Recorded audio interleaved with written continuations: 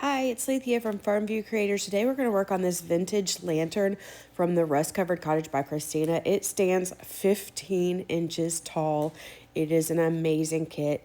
So I'm going to go in and I am going to stain all the pieces front and back. Dyke Brown from Paint Couture. Y'all know how I love this stain.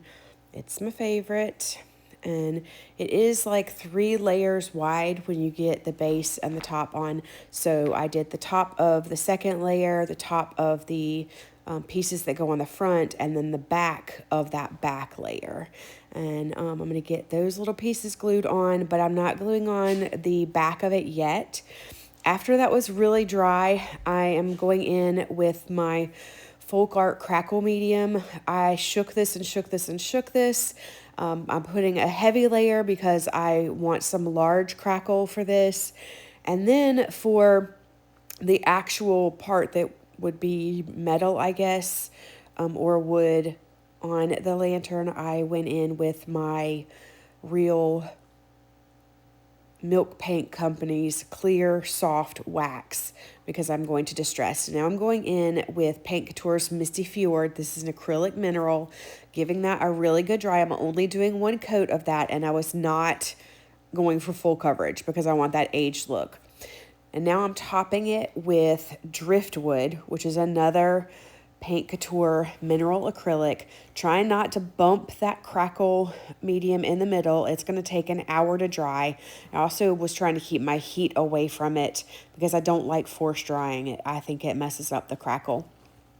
I'm going around and just kind of getting any glumps of paint off, and now I am using my multi-tool paint scraper to pull away some of the paint from where I had put the soft wax. And it looks like I'm taking off a lot, but it's going to be okay. Trust the process. Now I'm going in with my crust. This is a really cool texture medium from Paint Couture.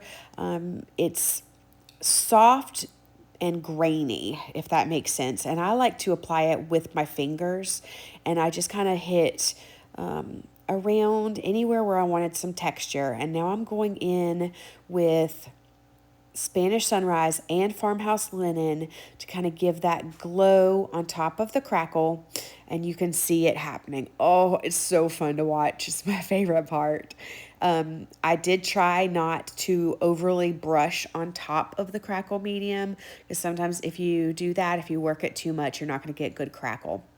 So now the crust has had plenty of time to dry. So I'm going in with a stippling brush and just dabbing some more of that Misty Fjord, which is a really nice soft green, around on top of the crust and in any place where I felt like I had taken off too much of the paint. I'll just kind of dab some more back in. And now I'm going to go in after I dry that with a smaller stippling brush and try to hit the tops of the crust and around and about to give it more depth. And I really wanted it to look like the green was the more aged part of it, if that makes sense. Once I had all of that, I went in with my Dead Flat Topcoat. I'm just going on top of the crust right now, and I'm just kind of pressing my brush down on that crust, not really painting over it.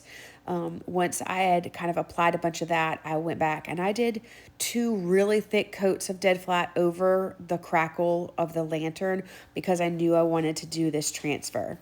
So this is an IOD transfer. I believe the pack is called Lost Garden. I just love, love, love, love this pack. And I'm using a Cricut tool, and I'm going back and forth with just a paint stirrer to scrape down the transfer.